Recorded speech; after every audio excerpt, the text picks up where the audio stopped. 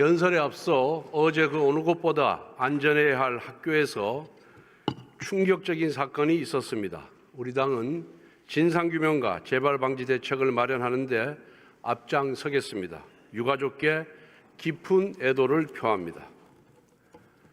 존경하는 국민 여러분, 우원식 국회의장과 선배 동료 의원 여러분, 최상목 권한대행을 비롯한 국무위원 여러분, 국민의힘 원내대표 권성동입니다. 오늘 저는 무거운 마음으로 이 자리에 섰습니다. 지금 대한민국은 매우 힘든 시기를 지나고 있습니다. 12.3 비상계엄 선포, 대통령 탄핵소추와 구속기소까지 국가적으로 큰 위기를 겪고 있습니다. 국민 여러분의 불안과 걱정이 얼마나 크신지 잘 알고 있습니다. 집권 여당으로서 책임을 통감합니다. 진심으로 사과드립니다. 저는 지난 2022년 7월 21일 이 자리에 서서 교섭단체 대표 연설을 했습니다. 새로 출범한 정부와 여당의 국정과제를 상세하게 설명드렸습니다. 그리고 2년 6개월이 지나 이 자리에 다시 섰습니다. 대통령은 직무가 정지되고 국정과제 추진은 보류 상태입니다. 왜 이런 불행한 사태가 있었는지 또 앞으로 무엇을 해야 할지 고민해야 합니다. 존경하는 국민 여러분, 현 정부가 출범한 지 3년이 채 되지 않았습니다. 하지만 그동안 적지 않은 성과가 있었습니다. 무엇보다 거시경제가 안정을 되찾았습니다. 수출은 꾸준한 증가세를 유지하고 있습니다. 어려운 요건 속에서도 지난해 경제성장률 2%를 지켜냈습니다. 1인당 국내 총생산은 3만 6천 달러대에 진입했습니다. 일본과 대만보다도 높은 수준입니다. 정부 출범 당시 6%까지 올라갔던 물가 상승률은 현재 2%대의 안정세를 보이고 있습니다. 한편 문재인 정부 시기 국가 부채는 400조 원 이상 급증했습니다. 기어이 국가 부채 천조 원 시대를 열었습니다. 이와 같은 악조건 속에서도 정부는 민생을 지원하면서 건전 재정을 추진했습니다. 그 결과 대외의 신인도를 지켜냈습니다. 서민에게 큰 고통을 주었던 집값 폭등도 안정을 되찾았습니다. 적절한 주택 공급과 징벌적 과세 완화 정책 덕분입니다. 문재인 정부의 탈원전 정책을 폐기하고 원전 생태계를 복원하고 있습니다. 외교, 안보 분야에서도 괄목할 성과가 있었습니다. 문재인 정부에서 크게 흔들렸던 한미동맹은 역대 최고 수준으로 완전 복원되었습니다. 최악으로 치닫던 한일 관계도 정상화되었습니다. 한미일 삼각협력을 강화하고 굴종적인 대북 정책에서 벗어났습니다. 강력한 힘에 의한 평화를 지켜나가고 있습니다. 이러한 성과는 민주당의 국정방해 책통을 뚫고 이룩했던 것으로 더욱 값지다고 생각합니다.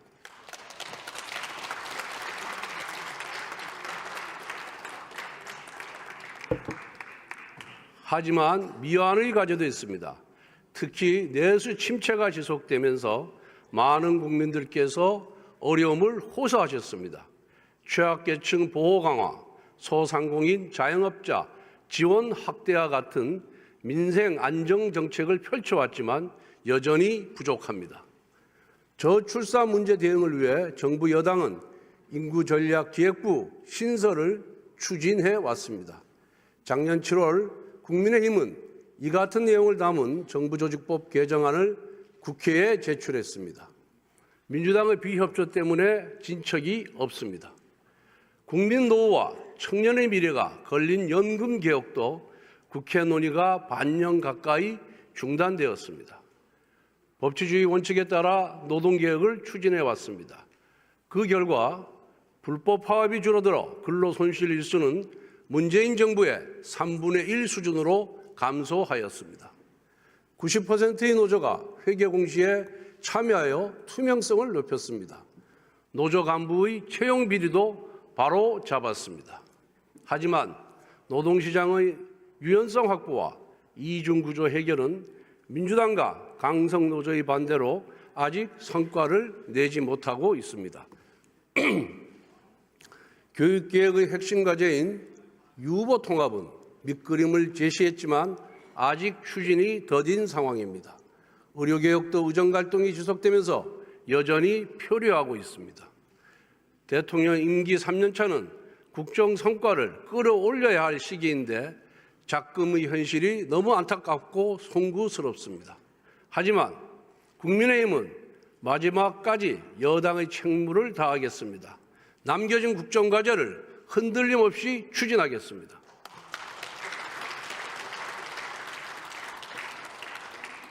존경하는 국민 여러분, 지난 12.3 비상계엄 선포는 21세기 대한민국에서 납득할 수 없는 조치였습니다.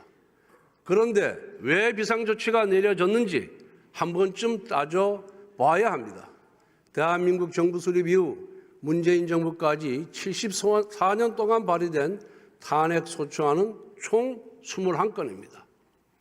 그런데 윤석열 정부 출범 이후 거대 야당은 무려 29건의 탄핵소추안을 발의했습니다.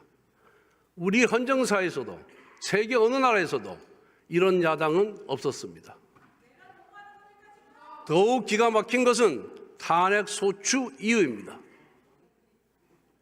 이준석 방통위원장은 임명된 지 단 이틀 만에 탄핵되었습니다. 방송 장악을 위한 민주당의 정략적인 탄핵이었습니다. 이재명 대표는 대북 송금 사건, 대장동 백현동 비리 사건의 주범입니다. 그런데 이 사건을 수사한 검사들을 무더기 탄핵했습니다. 범죄 피고인이 수사검사를 탄핵하는 적반하장의 폭거였습니다. 탈원전, 서해 공무원 피살, 집값 통계 조작, 태양광 사업 비리와 같은 문재인 정권의 부정부패 범죄를 감사하였다는 이유로 난데없이 감사원장까지 탄핵하였습니다.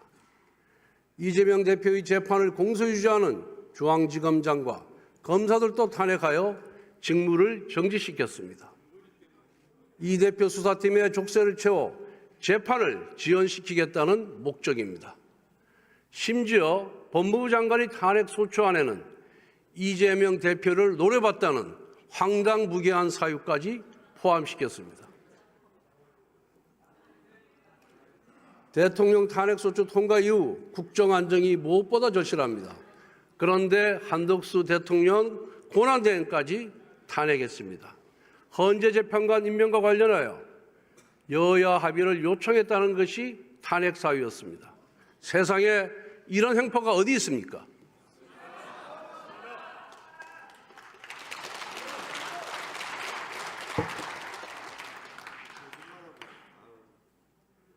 이것도 모자라서 민주당은 최상목 권한대행까지 탄핵하겠다고 시도 때도 없이 협박하고 있습니다. 여기에 더해 거대 야당은 현 정부 출범 이후 무려 23번의 특검법을 발의했습니다. 민주당이 발의한 특검법은 위헌적, 위법적 독소조항이 가득합니다. 그것도 여야 합의 없이 강행 처리하였습니다. 또한 야당은 예산 테러까지 했습니다. 민주당은 금년도 예산안을 대폭 삭감하여 단독 처리했습니다. 지역 상품권 1조 원 증액에 반대한다고 보복한 것입니다. 국회 청문회는 또 어땠습니까? 다수당의 힘으로 입법청문회, 청원청문회 열어놓고 온갖 기형적인 막말과 갑질을 보여주었습니다. 수많은 공직자, 기업인들을 불러서 마치 범죄자 신문하듯이 겁박하고 조롱했습니다. 청문회가 아니라 인신공격의 경연장이었습니다. 지금까지 대통령과 권한대행이 행사한 제의 요구권은 총 38건입니다. 이를 두고 민주당은 독선이라고 비판합니다. 불통, 독선 이미지를 낙인 찍는 전형적인 민주당의 수법입니다. 국익을 위하는 법이라면, 여야 합의로 통과된 법이라면 정부가 왜 제2요구권을 행사합니까?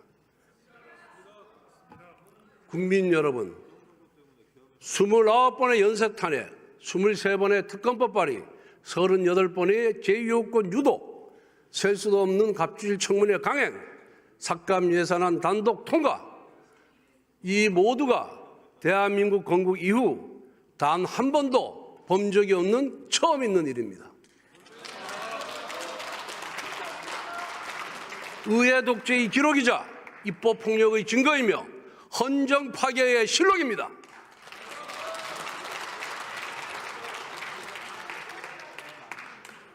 민주당은 의회주의도, 삼권 분립도, 법치주의도 모두 무너뜨렸습니다. 국정은 작동불능 심정지 상태에 빠졌습니다. 단언컨대 지금 우리가 겪고 있는 국정 혼란의 주범, 국가 위기의 유발자, 헌정 질서의 파괴자는 바로 민주당 이재명 세력입니다, 여러분.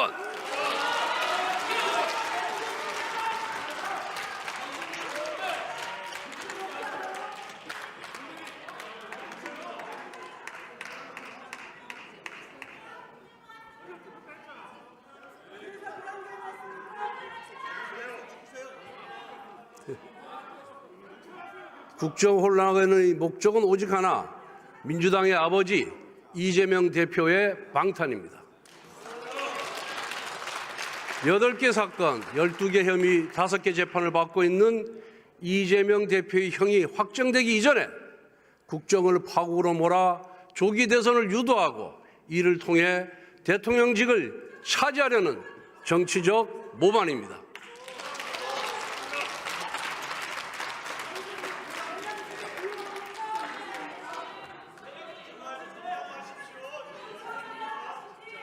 민생도 경제도 팽개치고 대표 한 사람 방탄을 위해 입법 권력을 휘두르는 개인 숭배 세력, 탄핵 특검 말고는 아무것도 할 줄 모르는 불안 조장 세력, 정치를 끝없는 갈등과 대립으로 몰아가는 국민 분열 세력, 이것이 바로 민주당의 본 모습입니다.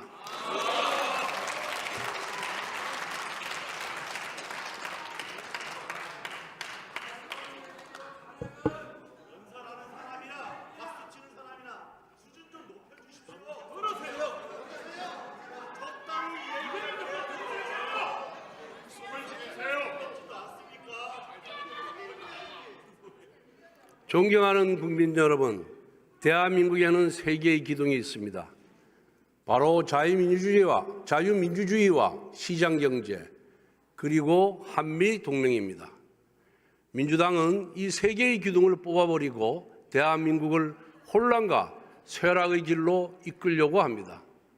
한미동맹은 대한민국 외교안보의 근간이자 대한민국 번영의 밑거름입니다. 하지만 한미동맹의 역사가 순탄하지는 않았습니다. 80년대 운동권은 미제국주의 타도를 외치며 극단적인 반미투쟁을 전개하였습니다. 여기 계신 야당 의원님 중에서도 극렬하게 반미투쟁에 앞장섰던 분들이 있습니다. 이제는 생각이 좀 바뀌셨습니까?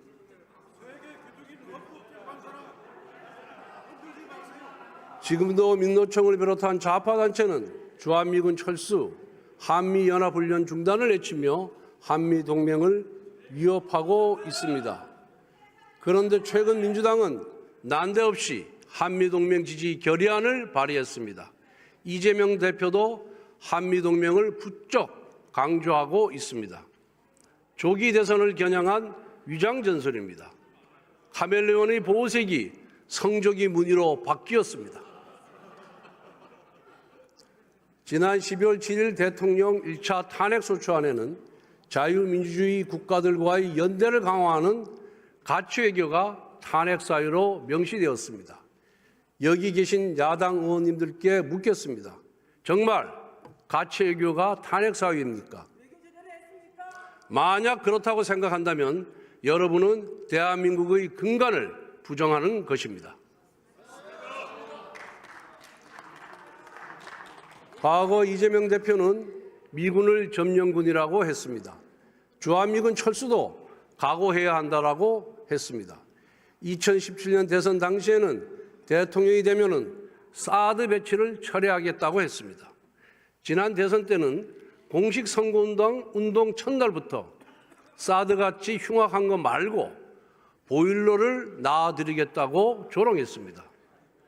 만에 하나 지난 대선에서 이재명 대표가 집권하였다면 무슨 일이 벌어졌겠습니까? 한미 관계는 위기에 빠졌을 겁니다. 사드를 비롯한 안보 자산을 포기했을 겁니다.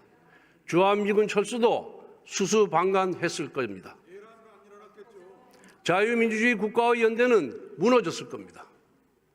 그 대신 북한에게 목을 매면서 종전선언이라는 종이 쪼가리 한 장을 구걸했을 겁니다. 국민 여러분, 대한민국은 경제력 세계 10위권, 군사력 5위의 강국입니다. 한미관계도 산업동맹, 경제동맹으로 더욱 확장해야 합니다. 대표적으로 원자력, 반도체, 조선업이 있습니다. 모두 안보와 직결된 전략 산업입니다. 원자력 분야에서 미국의 원천 기술과 강력한 외교력, 그리고 한국의 원전 건설과 운영 능력이 결합하면 강력한 시너지를 발휘할 수 있습니다. 그런데 누가 우리 원전 산업 생태계를 파괴했습니까? 바로 민주당입니다. 민주당은 작년 말에도 차세대 원전 기술인 소듐 냉각 고속로 연구개발 예산을 삭감했습니다. 70억 원에서 7억 원으로 줄였습니다. 예산 90%가 날아갔습니다. 반도체 산업 육성을 위한 반도체 특별법과 전력망 특별법 통과도 발목을 잡고 있습니다. 반도체와 전기가 부족한데 어떻게 첨단 산업을 육성합니까? 쌀 없이 밥 짓겠다는 거짓말입니다. 대한민국 조선업은 세계 최고 수준입니다. 미국 트럼프 대통령도 우리 조선업을 주목하고 있습니다. 우리 조선업계가 미 해군 함정을 유지, 보수, 정비할 수 있다면 조선업 발전은 물론 안보에도 도움이 될 수 있습니다. 그런데 첨단 미래형 조선업을 국가 전략 기술로 지원하는 조세특례 제한법 개정안이 민주당 때문에 국회 기재위원회 문턱도 넘지 못하고 있습니다. 동맹을 강화하는 전략 산업을 내팽개치면서 어떻게 한미동맹을 강화할 수 있습니까? 아울러 지금 동유럽, 중남미 국가에서 우리의 우수한 K방산 수입을 원하고 있습니다.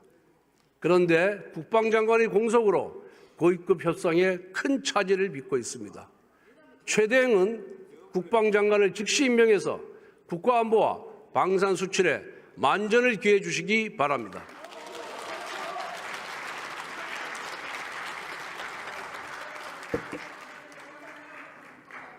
존경하는 국민 여러분, 작년에 노벨 경제학상을 수상한 데런 에스모글로 교수는 대한민국이 번영하고 북한이 몰락한 원인이 경제제도의 차이에 있다고 했습니다. 대한민국은 국민의 사유재산권을 보장하고 노력에는 인센티브를 제공하며 혁신에는 보상을 주는 시장경제체제를 세웠습니다. 이와 같은 포용적 경제제도 덕분에 대한민국은 한강의 기적을 이루었습니다. 그런데 민주당이 발의했던 법안을 보면 반시장적이고 반기업적인 악법이 대다수입니다. 소위 노란봉투법은 불법 파업을 조장하여 산업 전반을 난장판으로 만들 것입니다. 국회 증언감정법은 국회가 마음대로 기업 구성원들의 개인정보와 기업의 영업기밀을 들여다볼 수 있습니다. 이것은 시장과 기업에 대한 정치 권력의 약탈입니다. 민주당은 그렇게 약탈한 전리품을 좌파 단체와 나누어 갔습니다. 민주당이 민노총, 전농 같은 좌파 단체의 입법 로비를 들어주면 좌파 단체는 민주당을 위해 정치 투쟁의 스크럼을 짜주었습니다. 민주당이 입법거리로 배를 불리는 동안 대한민국의 투자 환경은 지속적으로 악화되었습니다.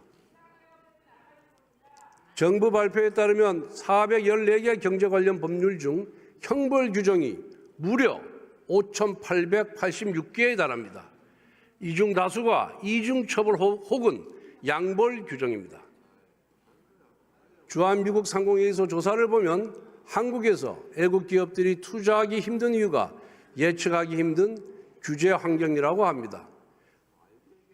이처럼 반기업적인 투자 환경을 누가 만들었습니까? 바로 정치입니다.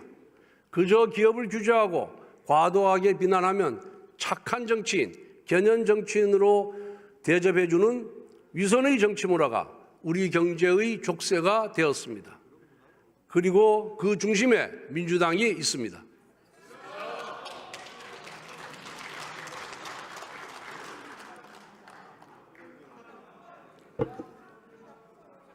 상속증여세와 법인세 감면은 세계적인 추세입니다. 그런데 민주당은 세제 개편을 부자 감세라는 선동으로 가로막았습니다. 지난 2017년 민주당 대선 후보 경선 당시 이재명 후보는 영업이익 500억 이상 대기업 440개에 대해 법인세를 30%까지 올리겠다고 공언한 바가 있습니다. 성남시장을 할 때는 재벌 체제 해체에 정치 생명을 걸겠다고 했습니다. 이와 같은 이재명 대표의 경제 극단주의는 기본소득에서 정점을 찍었습니다. 성남시장 때 2,800만 명에게 100만 원씩 기본소득을 나눠주겠다고 밝혔습니다. 경기지사 재직 당시에는 기본소득은 필생에 이루고 싶은 정책이라고 했습니다. 그런데 그 막대한 비용을 어디서 마련합니까? 지난 대선 당시 이재명 후보는 데이터세, 인공지능 로봇세, 국토보유세를 거두면 기본소득 재원을 마련할 수 있다고 했습니다. 그야말로 신기루 같은 이야기입니다. 지구상에서 기본소득을 도입한 나라는 단 하나도 없습니다. 그런데 최근 이재명 대표는 실용주의를 표방합니다. 기업 경쟁력이 국가 경쟁력이다. 기본소득 재검토할 수 있다. 지금은 성장이 시급하다며 자신의 과거를 전면 부정하고 있습니다. 하지만 정치적 유불리에 따라 바꾼 말들은 언제든 강성 지지층이 원하는 포퓰리즘으로 회귀할 것입니다. 이재명 대표와 민주당이 정책과 노선을 진정 수정할 의지가 있다면 노란봉투법, 국회 증언감정법부터 폐기하십시오. 대신 여야가 합의한 민생 법안들을 당장 통과시키십시오. 만약 그렇지 못한다면 이재명 대표가 외친 실용주의는 정치적 가면극에 불과합니다.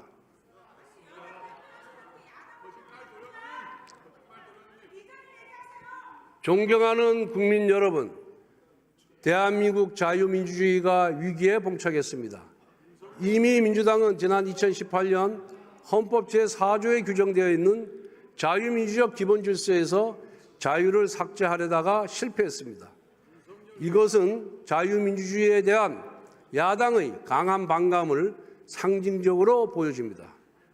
최근 민주당은 인터넷 커뮤니티, 카카오톡을 통해 소위 가짜 뉴스를 유포하면 일반인도 고발하겠다고 선언했습니다. 그리고 민주파출소 같은 회계환 홈페이지를 만들어 신고도 받고 있습니다. 당 대표가 검사를 사칭하더니 당은 경찰을 사칭하고 있습니다.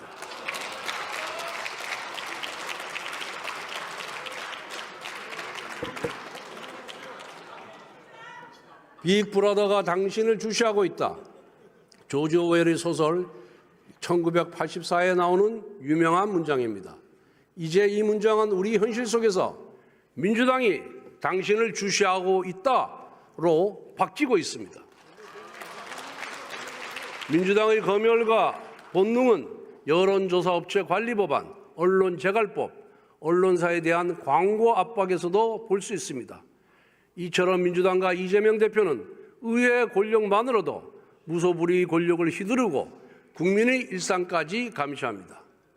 민주당의 권력이 더 커지면 무슨 일이 벌어지겠습니까? 국민의 사생활도 통제하는 공포정치가 일상화될 것입니다. 반대 세력에 대한 끝없는 정치 보복과 숙청이 벌어질 것입니다. 국민 여러분, 국민의힘이냐 민주당이냐라는 질문은 자유민주주의냐 1인 숭배 독재주의냐라는 질문과 같습니다. 안정과 통합이냐 혼란과 분열이냐라는 질문과도 같습니다. 그리고 그 답은 명확합니다.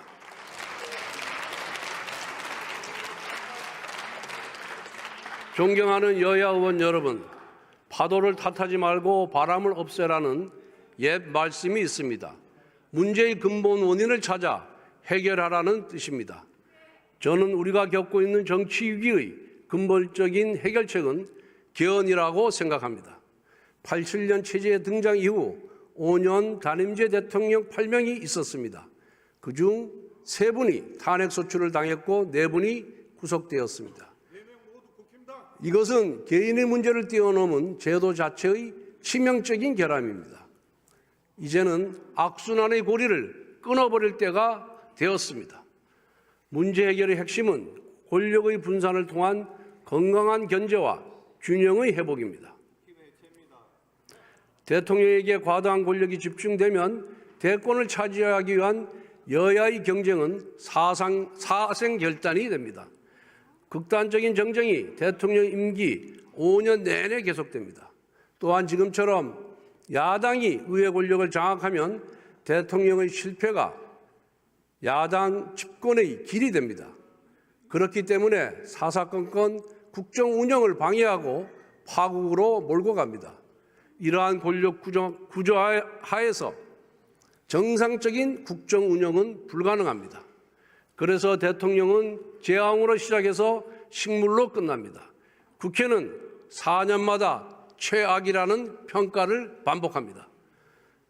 이제는 제왕적 대통령의 권력을 분산하고 제왕적 의회의 권력 남용도 제한할 수 있는 구조를 고민해야 합니다. 국회의원 선거법 개정도 전향적인 검토가 필요합니다. 민심을 왜곡하는 준연동형 비례대표제를 폐지해야 합니다. 선거구제 역시 개편이 필요합니다. 협치와 공존이 가능한 구조로 가야 합니다. 선거 일정을 합치는 것도 중요합니다. 지금처럼 대선, 총선, 지방선거를 모두 따로 실시하면 국력은 낭비되고 책임 정치를 구현하기 힘듭니다. 수많은 국가 원로와 언론계, 학계가 개헌을 주문하고 있습니다. 국민 여론 역시 개헌이 필요하다고 합니다. 이제 남은 것은 국회의 결단입니다.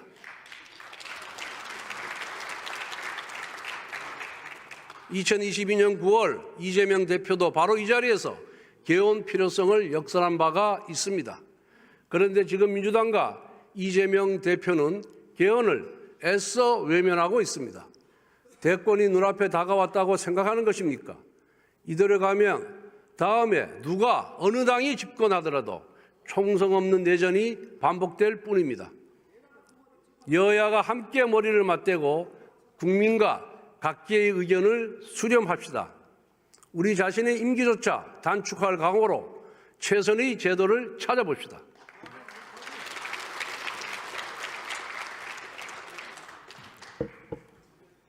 존경하는 국민 여러분, 정부는 의료개혁을 추진해 왔습니다.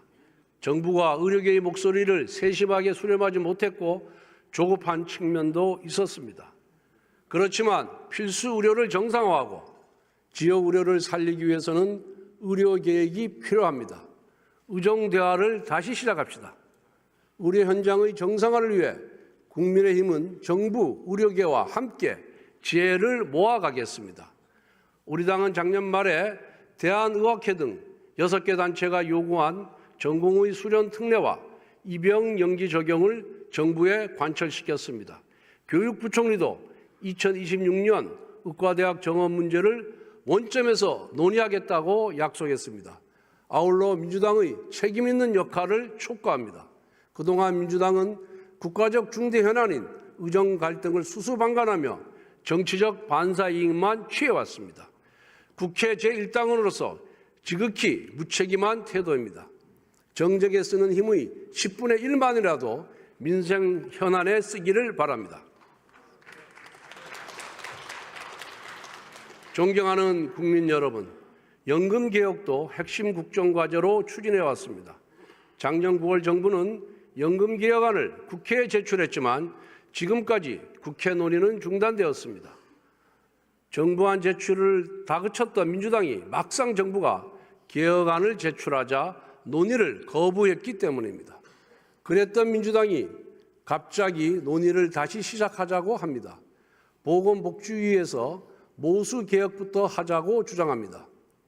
민주당의 주장대로 구조개혁을 빼고 자동 안정화 장치도 없이 소득 대체율을 45%까지 올리는 모수개혁만 한다면 국민연금기금 고갈 시점이 고작 8년 정도 늦춰줄 뿐입니다. 그렇게 되면 미래 세대에게 엄청난 재정 부담을 떠넘기게 됩니다. 우리 세대가 좀 더 혜택을 누리자고 우리 청년들에게 빚더미와 암울한 미래를 물려주면 되겠습니까?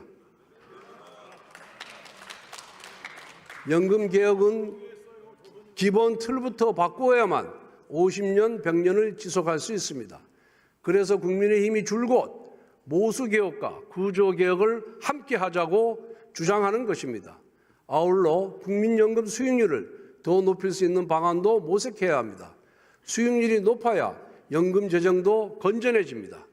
현재 국민연금기금의 규모는 1,200조 원에 육박합니다. 세계 연금기금 중 3, 4위 수준입니다. 투자를 결정하는 기금운용위원회도 장차관 공무원과 노사 대표가 아니라 전문가 중심이 되어야 합니다. 연기금의 수익률을 획기적으로 올리기 위해 세계적인 인재를 불러올 수 있는 방안을 마련하겠습니다. 연금개혁은 기초연금, 퇴직연금, 개인보험과 연계되어 있습니다. 따라서 보건복지위 단일 상임위 차원이 아니라 특별위원회라는 큰 그릇을 만들어 논의해야 합니다. 여야가 특위 구성에 합의한다면 국민의힘은 모수개혁부터 논의하는 것을 수용하겠습니다. 그러나 반드시 구조개혁과 수익률 개혁 논의가 이어지는 장치가 마련되어야 할 것입니다.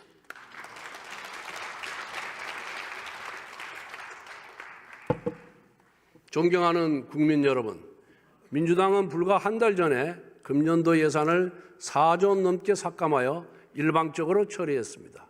그런데 이제 와서 추경을 하자고 합니다. 국가 예산을 이렇게 당리당략으로 분탕질하면 안 됩니다. 추경을 입에 담기 전에 국민들과 모든 공직자들께 사과부터 하십시오.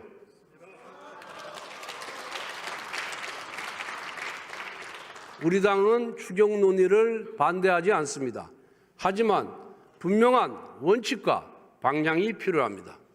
민주당이 일방적으로 삭감 처리한 올해 예산안을 원상 복원하고 보완해야 합니다.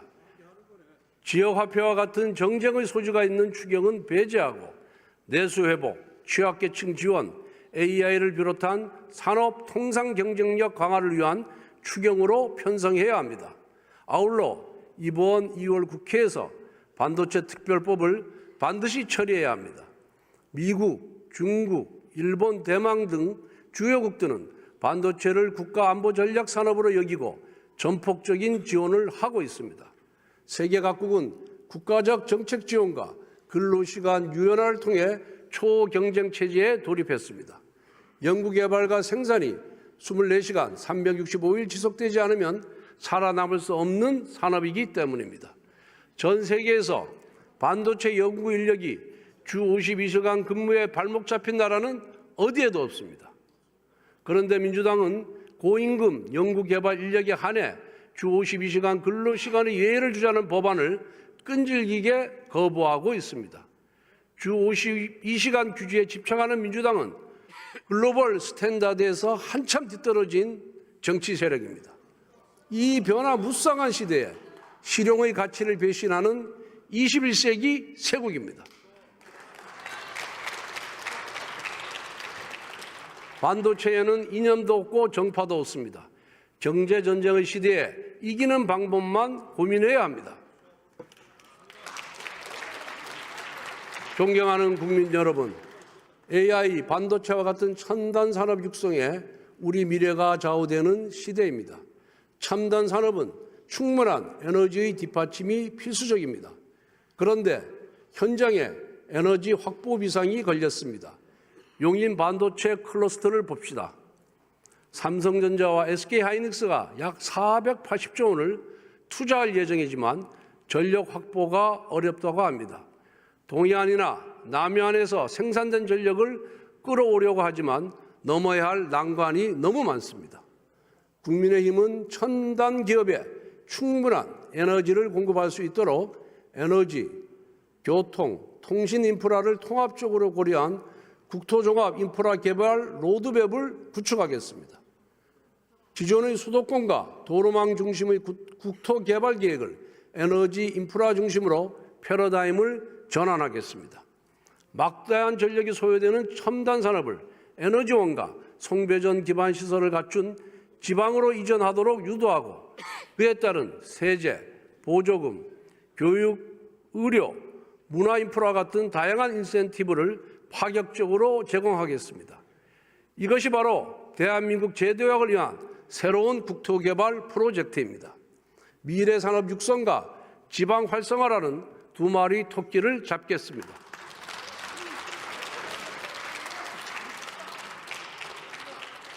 존경하는 국민 여러분, 올해는 광복 80주년이 되는 해입니다. 지난 80년 우리는 도종과 성취의 역사를 써왔습니다. 식민지배와 전쟁의 폐허 위에 나라를 세우고 도로를 닦고 공장을 만들었습니다. 가난 속에서도 학교를 건립하여 아이들을 가르쳤습니다. 그렇게 자란 아이들이 산업화와 민주화의 역군이 되었습니다. 대한민국은 식민지를 경험한 나라 중 유일하게 산업화와 민주화 모두 성공한 나라가 되었습니다. 작년 10월 노벨 경제학상을 수상한 사이먼 존슨 교수는 수상 발표 직후 기자회견 일성으로 이렇게 밝혔습니다. 한국 경제를 보라. 성공한 국가의 모범 사례다. 동료 의원 여러분, 우리는 선배 세대로부터 좋은 나라를 물려받았습니다. 그런데 우리는 후손에게 좋은 나라를 물려줄 수 있겠습니까? 지금과 같은 정치가 계속된다면 우리는 받은 만큼 돌려줄 수가 없습니다. 여기 계신 여야 의원님들 대부분 자녀가 있을 것입니다. 우리가 정책과 노선은 달라도 자녀를 위하는 마음은 똑같습니다. 그런데 지금 우리는 어떻습니까? 정작 자녀와 미래 세대를 위한 개혁은 외면하고 있습니다. 성장 동력 회복과 경쟁력 강화, 노동개혁과 연금개혁까지 우리 시대에 주어진 과제를 해결하지 못하고 있습니다. 수명을 다한 87년 헌법제재의 개편도 말만 무성합니다. 그런데 한 걸음도 떼지 못하고 있습니다.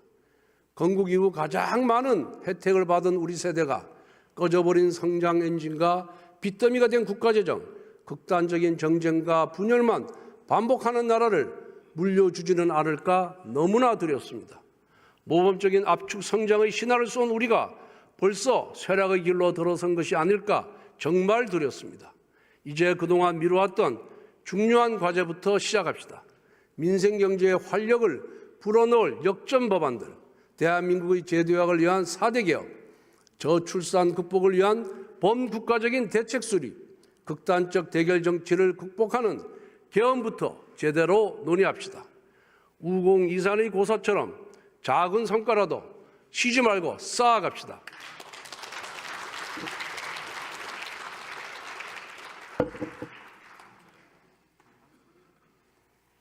존경하는 국민 여러분, 국민의힘은 대한민국의 정통 보수 정당입니다. 저는 대한민국의 건국과 산업화 그리고 민주화를 이끌어온 보수 정당이 자랑스럽습니다. 물론 우리 과오도 아픔도 있었습니다. 그 공은 계승하고 관은 덜어내는 것이 후배 정치인의 책무입니다. 온갖 고난 속에서도 대한민국의 번영을 이끌어온 선배들처럼 이 시대의 과제를 해결하도록 노력하겠습니다. 대한민국을 떠받치고 있는 세계의 기둥, 자유민주주의와 시장경제, 그리고 한미동맹의 소중한 유산을 반드시 지켜내겠습니다. 다시 한번 힘차게 전진하는 대한민국을 만들겠습니다. 경청해 주셔서 감사합니다.